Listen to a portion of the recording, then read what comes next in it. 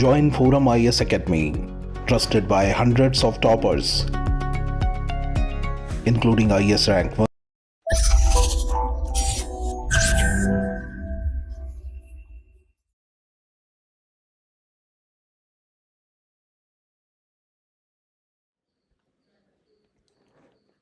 Hello friends, this is Vijay. Welcome to ForumIAS Hindu Daily. In our today's news analysis, we are going to see the list of topics in display. The first topic, a manifesto for tackling the silent pandemic of AMR. AMR means antimicrobial resistance. Okay, so the article is all about the antimicrobial resistance. Now let us dive into the topic. Here is the article for you. Kindly go through it. And here is the introduction. Okay, so we are well known how the world and the people they had suffered during the pandemic and in the post-pandemic scenario in all aspects like health, socio-economic domain, etc. During the pandemic, due to the mass media, especially the awareness campaign the government had carried out, we had taken both preventive and curative measures to handle the COVID-19 pandemic, right? The same pattern of attack plan is requiring to defeat the surge in antimicrobial resistance. Okay, so this is the antimicrobial resistance. First, we should know what is meant by antimicrobial resistance. The answer is the antimicrobial resistance it will occur when bacteria, virus, fungi, and parasites they changes over time and no longer respond to medicines, making infections harder to treat and increasing the risk of disease spread, severe illness and death. Okay, with respect to India's case, MDR TB, multi-drug resistant TB. So for treating the MDR TB, we are requiring the fifth generation antibiotics. Okay, so the first line of antibiotics and second line, third line and all, it won't work against MDR TB. Therefore, we are using the fourth line and fifth generation antibiotics. Okay, so even though the new drugs keep on revolutionizing the medical history, antimicrobial resistance among microbes also extending their boundaries make their treatment protocols futile. Okay, so especially the pneumonia, tuberculosis, then food poisoning, these infections are very hard to treat. Okay, so if patients are undergoing any major surgeries or treatments such as chemotherapy means they are in a greater risk. Okay, so then the OECD report, the author mentions about the OECD statements. The OECD they recently wants of to make a backup of second and third line of antibiotics. Okay, because in the future we will be facing the antimicrobial resistance against the second and third line of antibiotics. ICMR report also reveals that every year there is a increase in resistance against the antibiotics that is in the range of 5 to 10%. Okay, so in many times patients who recover from the advanced medical procedures they are succumbed to untreatable infections due to these antimicrobial infections. In 2019 alone, antimicrobial resistance was the causative agent to whooping 4.95 million deaths. Okay, so almost 50 lakh people they died because of antimicrobial resistance. So this is the case with respect to the introduction part. And in the India and Muscat conference, this is the subtitle of the article. So here, in the month of November last year, the third global high-level ministerial conference was held in Muscat. Okay, so where 30 countries were participated, including India. They recognized the universal political commitment and implementation of One Health Action Plan. Okay, so let us discuss about the One Health Action Plan later in this article. They recognized actually the political commitment what the countries are having, and they adjudged the implementation of the One Health Action Plan. Okay, so they recognize the boundaries of AMR not only getting end up with human beings, but it starts sprawling to birds and animals, especially the poultries and animal husbandries. So in future, it will lead to the food crisis and all. So this is how the article have been discussing. It will also hamper the economic development. Okay, the conference it actually focused on three vital targets. The first one, with respect to the agri-food system, the usage of antimicrobials need to reduce by 30 to 50% by 2030. Okay, 30 to 20% we need to reduce the antimicrobials in food system by 2030. Then the second goal, terminating the usage of human antimicrobials in animal and food system. Certain cases, there will be a bypass in usage. For human consumption, they will procure the antibiotics and they will utilize it for the animal care and all. So the second goal is all about it, and they want to terminate the usage of human antibiotics in animal and food system. The WHO access group of antibiotics. Okay, this is a list of antibiotics. So we should add up some 60% into the antibiotics utilization basket by 2030. So this is the third target, and we should know that India have been engaging in tackling the AMR, antimicrobial resistance. It have been strengthening the surveillance and promoting research on newer efficient drugs apart from the data sharing. Then, with respect to research, we are creating some new variant of drugs and we are sharing the data to WHO GLASS system. What is meant by GLASS? GLASS is a AMR surveillance system of WHO. So every country they will be sharing the data to GLASS, and WHO will prescribe the guidelines to each and every countries. So GLASS has been conceived to progressively incorporate data from surveillance of AMR in humans, surveillance of the use of antibiotic medicines, AMR in the food chain and in the environment. Okay, so this is the brief description of GLASS. Under the subtitle High Level of Resistance, the WHO is aware of the threat from antimicrobial resistance and it advises the nations to take forward measures in a more calibrated way. The author of the article, he also provides some case studies. The first one is related to the ciprofloxacin. UTI means urinary tract infection. Okay, so the drug is used to treat the urinary tract infection. According to WHO, the resistance to ciprofloxacin varies from 8 to 90% approximately. 8 to 90% approximately. In India's case, TB is most prevalent, right? So the treatment protocol is affected by MDR TB, multi-drug resistance TB. So this is the another one case study. Then Muscat Manifesto, it appears to coordinate the nations to prioritize the National Health Plan and to follow the One Health Action Plan. One Health Action Plan, it is a universal approach and it will require all the stakeholders to coordinate among them, and the plan integration will be there. The multiple health plan and all will be integrated towards defeating the antimicrobial resistance. And in these days, the best practices we can take from Netherlands and Thailand. These both countries, they almost reduce the antimicrobial resistance and they also reduce the usage of antibiotics by 50%. Almost 50% they reduce the usage of antibiotics in their territory. So let us see the next subtitle. This is the conclusion part, from policy to ground level.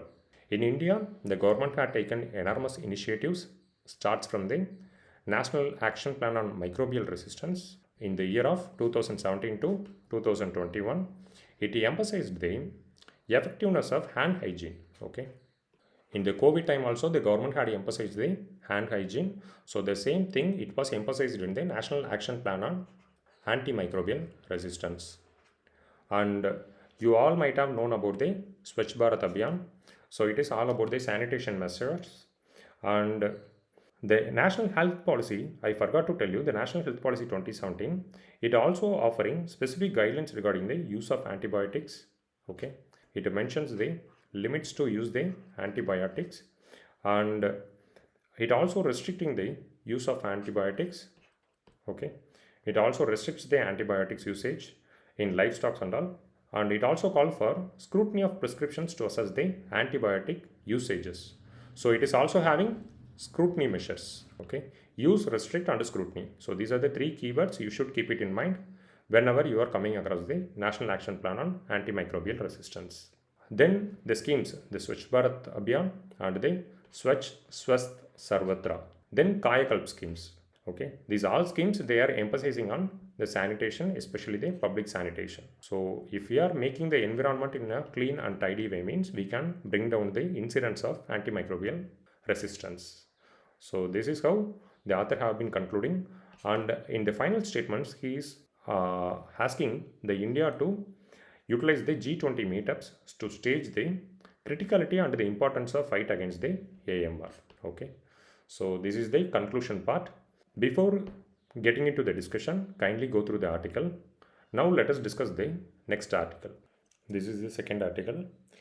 Sri Lankan refugees need fair consideration. In the introduction, in the island nation, 3 decades of war ended up in a devastating way for the civilian population in the year of 2009. In the 2009, the war ended. Okay. The impact of the war, it's still grounded in the economy and the political aspects of the island nation. Then, before the war, the HDI, Human Development Index, you might have known, the Human Development Index of Sri Lanka was equated with some of the countries in European continent. History had shown us how the hatred speech and the suppression of minorities and war can lead to undesirable consequences. Let us take a brief recap of Sri Lankan history.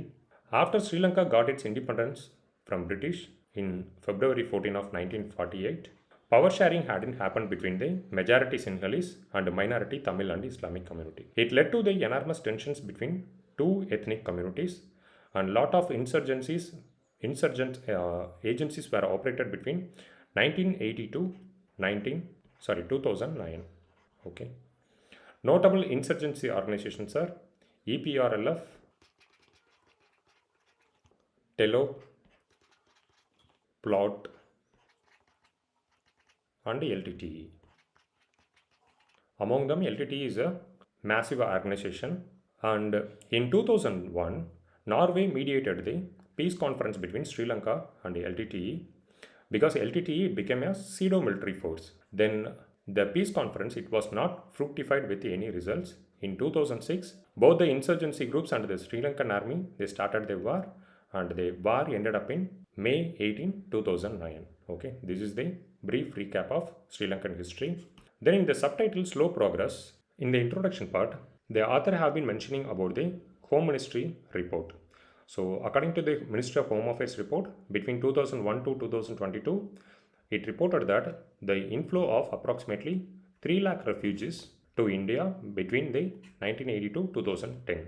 Okay, India had provided all the necessary amenities to them, including the access to education, public health, and cash allowances. Okay, then under the subtitle Slow Progress, after the war, which ended up in 2009 in Nandikadal Lagoon, this is the Nandikadal Lagoon. Okay, so this is the Nandikadal Lagoon where war in the last stage it were ended.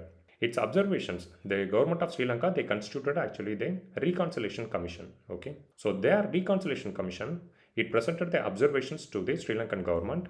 So it reflects the human rights and international humanitarian law and land rights settlement and reconciliations are the noteworthy things. So in the post-war time period, which spanned between the 2010 to 2019,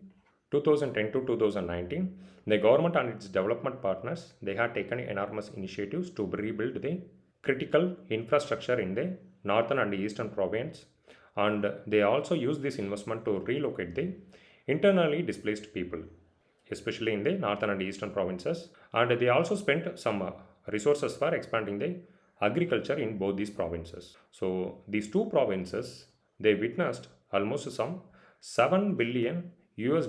Okay, so they witnessed the investment of some $7 billion for all these aspects.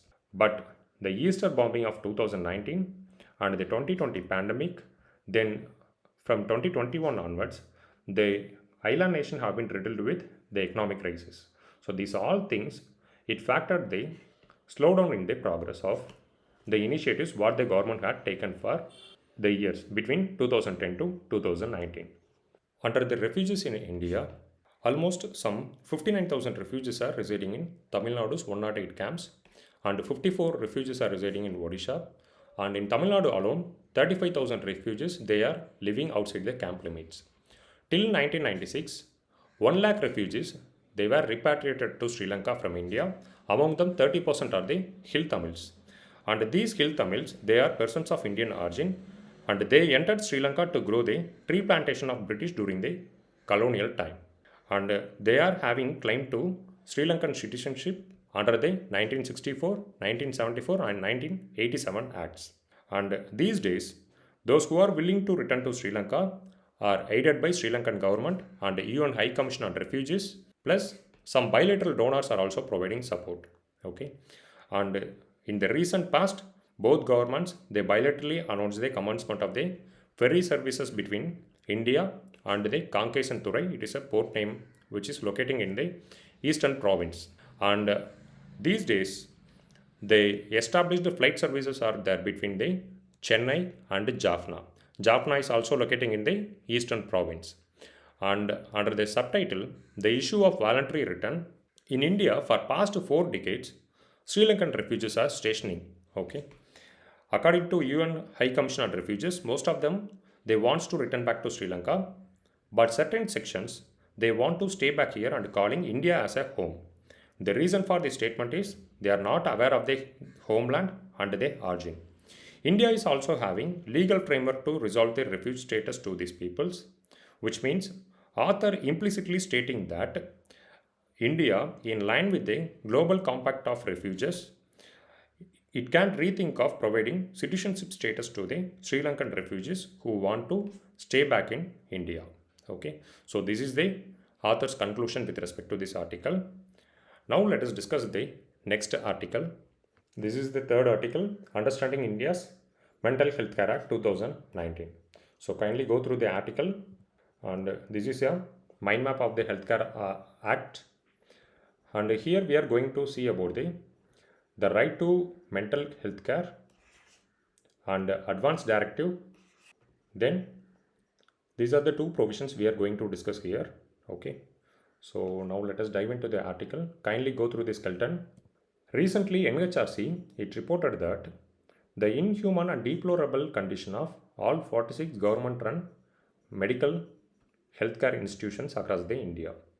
The report mentions that these institutions, they are illegally keeping the patients after their recovery.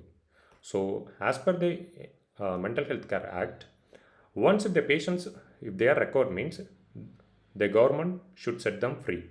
But it is not happening, and even after the recovery time, the patients are in these healthcare institutions. And what does the MHA Act says? Under the section 19 of MHA Act, it epitomizes the individual's right, and it accredited their right to live as a community and focused on rehabilitation. Okay. This act also restricts the usage of the harmful electroconvulsive therapy and other physical restraints such as chaining and locking. By using chains, the patients and all will be locked in the barriers. So this is what it have been preventing, because it will induce more negative emotions in them, and it also won't give any positive note for recovery process. Section 19, it also encourages the government to take less restrictive options for community living, like halfway homes, sheltered accommodations, etc. Additionally, under Section 5, people are empowered to make some advanced directives. What is meant by the advanced directives? Under the advanced directives, they can nominate a representative for themselves, thereby potentially helping to eliminate absolute forms of guardianship. Okay, so this is the brief functioning behind the advanced directives. Now let us see the challenges involved here. What are the challenges we are facing for the implementation of the MHA Act? MHA Act, it is having all the safeguards, okay, and its enforcement remains subtle. All state and mental health authority and the mental health review boards that can further draft their standards, but these stuffs and all, it had to be established. So even after the enforcement of the act, almost 5 years had passed, we hadn't established the state mental health authority and mental health review boards. Then poor budgetary resource is also one of the challenge we are facing. Because of the poor budgetary resources, it is very difficult for the shelter houses to equip themselves, and most of the shelter houses, they are under equipped and understaffed, and they are having inadequate capacity to station the patients. And the lack of human resource is also a cause of concern. The low proportion of mental health workers in India per 1 lakh population, we are having a psychiatrist of 0.3 and nurses in the range of 0.12 and psychologists in the range of 0.07. Okay, and social workers, they are in the range of 0.07. So it implies the low proportion of mental health workers in India, and we should know what are the other initiatives we are having. It is not anyway given, it is not given in the article. Now let us discuss very briefly. The first one, it is a pioneer of the mental health initiatives in India, the National Mental Health Program. This program, to address the high burden of mental health disorders and the shortage of qualified professionals in the field of mental health. The government has been implementing the National Mental Health Program since 1982. So from 1982 onwards, the government have been implementing the National Mental Health Program. And the District Mental Health Program, it was in the enforcement since 1996, and it was also launched to provide the community mental health services at the primary healthcare level. Then Mental Health Act, that you might have known, we have briefly seen the provisions of the Mental Health Care Act, and it came into enforcement in the year of 2017. It guarantees every affected person access to mental health care and treatment from services run or funded by the government. So it has significantly reduced the scope for the use of Section 309 IPC, and it made the attempt to commit suicide by punishable only as an exception. So it decriminalizes the suicide. And we are also having Manodarpan initiative. It is the initiative of Ministry of Education. It aimed to provide the psychosocial support to students, because in the students' age itself, the people are suffering a lot. So that's what it have been providing the psychosocial support to students and family members, and also to teachers for their mental health and well-being during the times of COVID-19 pandemic. So the scheme was implemented in the time of COVID-19 pandemic. Then we are having Kiran Helpline. It also came into enforcement in the year of 2020. So the Ministry of Social Justice and Empowerment, it launched a 24/7 toll-free helpline to provide support to people facing anxiety, stress, depressions, suicidal thoughts, and other mental health concerns. Okay, so these are the few initiatives we are having in India. And let us have a brief look about the NHRC. So this is the scheme of NHRC. It is a multi-member body consisting of a chairperson and 5 full-time members and 7 deemed members. A person who has been the Chief Justice of India or a Judge of Supreme Court can become a chairman. The appointment, the chairman and the members are appointed by the president on the recommendation of a 6-member committee. Okay, 6-member committee will be recommending the appointment, and it will be led by the Prime Minister as its head, and the Speaker of Lok Sabha, then Deputy Chairman of Rajya Sabha, then Leader of Opposition in both the Houses of Parliament, then Union Home Minister. So these 6 people, they will nominate the chairman and the other members of the body. The tenure is for a chairman till this age of 70 he can serve. So age is 70, or a tenure of 3 years, okay, whichever is earlier. So what are the roles they are doing? They are having a civil court power, okay. Then they are having suo motu power for investigating the human violations in certain cases and all. And it has the power to interfere in any judicial proceedings involving any allegations of human rights, okay. So they are having suo motu power and they are having civil court power, then power to interfere, okay. So these are the few major roles of NHRC. Now let us discuss the second another article, and the recommendations of the NHRC are recommendatory in nature, okay. It is not binding on the government or any other organizations. So what are the recommendations they are making? It is only advisable nature, and this is related to the ITBP. On China, Cabinet clears 7 ITBP battalions. So let us discuss it. The Cabinet recently approved the 7 new battalions of ITBP, almost 4,800 crore allocated for Vibrant Village scheme. Okay, so these are the 2 important current affairs related to the topic. What is the significance of the move? The strength of the ITBP, the existing strength is 88,000, and it will be roped up to 97,000. Okay, and the strength of ITBP, it is very important, and they are involved in the India-China standoff in Ladakh since April-May 2020. And the Vibrant Village scheme, it will increase the quality of life of people living in the border areas, because the people who are living in the border areas, they will be having some sense of security. So the Vibrant Village scheme, it will alleviate the sense of security and it will empower them. And Vibrant Village scheme, it will also stop migration and it will boost the tourism in the border languages. The border villages, they are actually locating in the scenic landscape. Therefore, the Vibrant Village scheme, it will boost the tourism. And it is the facts about the ITBP. ITBP guards 3,488 km long India-China borders ranging from Karakoram Pass in Ladakh to Chachapla in Arunachal Pradesh. Okay, so ITBP, it also conducts relief and rescue operations as first responders for natural calamities in the Himalayan region. ITBP, it have been functioning under the Ministry of Home Affairs. Okay, all the battalions, all the paramilitary forces, they have been working under the Ministry of Home Affairs, especially exception is Indian Coast Guard. Indian Coast Guard, they have been working under the Ministry of Defense. That you should keep it in mind. ITBP sometimes get engaged in other geographical areas also, especially during the election process.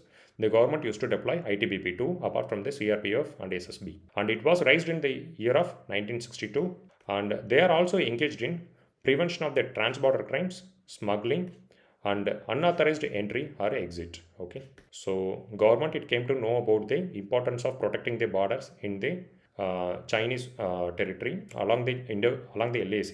So that's how the government had raised the ITBP. So here they had given the Indo-Pakistan border, it have been guarded by the BSF, and the Indo-Bangladesh border also have been guarded by the BSF, Indo-China border ITBP, and Indo-Nepal Sashastra Seema Bal, and Indo-Bhutan SSB, the same Sashastra Seema Bal, and Indo-Myanmar border, it is for Assam Rifles.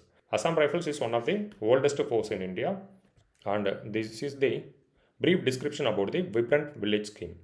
It announced in the 2022-2023 budget the development of villages in the northern border from Karakoram Pass to the eastern boundary Arunachal Pradesh. And it will stop the migration, and it will boost the tourism in villages all along the border.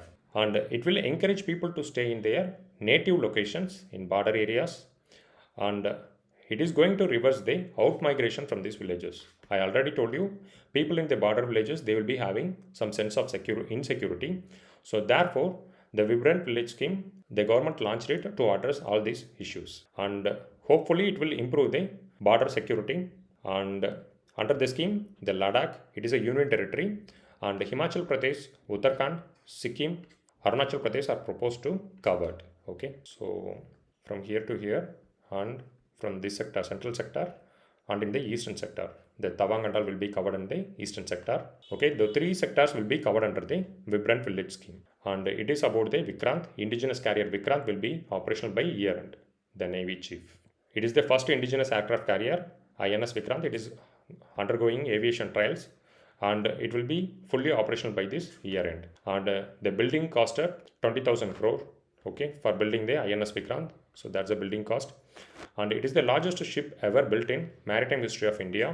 And the carrier displaces about 45,000 tons, making it the largest warship in the Indian naval inventory. Vikrant, it got its name from the illustrious producer, India's first aircraft carrier, which had played a vital role in the 1971 war. So before this Vikrant also, we were having the old Vikrant. So we actually got the name from that old Vikrant. Indigenous, it is not an indigenous warship, okay. We procured it from foreign nations, but this Vikrant, it is an indigenous aircraft carrier, and it is designed by the Indian Navy's In-House Warship Design Bureau, WDB. It will strengthen the country's blue water navy. This is the objective of Indian military. And India also joins the allied group of nations, US, Russia, France, UK, and China, because most of the countries, they don't want to keep the aircraft carriers, because it will be a cost affair. It will incur the high cost. So therefore, most of the countries, they don't want to opt for the aircraft carriers. But India, due to its blue water navy and blue economy, it have been designing the Vikrant. And the MFSTAR, it is a multifunctional digital active electronically scanned array radar. Okay, so the fitment of the MFSTAR have been kickstarted in the Vikrant vessel. So we can expect the operations of the Vikrant by this year end. So here they had given the brief description about the Vikrant. Over 2,400 compartments are there, and stow bar. Okay, so it is a short takeoff but arrested recovery. It is used for launching the aircraft from the ship, and it is a 16-bed hospital. It is having the 16-bed hospital, and a huge aviation hangar is there. We can station almost some 20 aircraft. Okay, once if it is fully operational, means we can station some 20 aircraft. From apart from 20 aircraft, we can also hang some 10 choppers. Okay, so the entire aviation wing can be getting operationalized from the Vikrant carrier. This is the prelims question. And the first question, Trikonamalai recently appeared in news, located in which of the following countries? We have seen the news related to the Sri Lanka. So that's where the question came. Trikonamalai, it is a very strategic port. It is located in the eastern province of Sri Lanka. Okay, So the Maldives, Malaysia, Singapore are wrong options and Sri Lanka is the right one. Then the second one, BSF is functioning under which ministry? 3 options are there: Ministry of Defense, Home Affairs and External Affairs. So among them, I already told you Indian Coast Guard alone is functioning under the Ministry of Defense. Okay. So the rest of the paramilitary forces, they are operating under the Home Affairs Ministry. So option B is the right one for question number 2.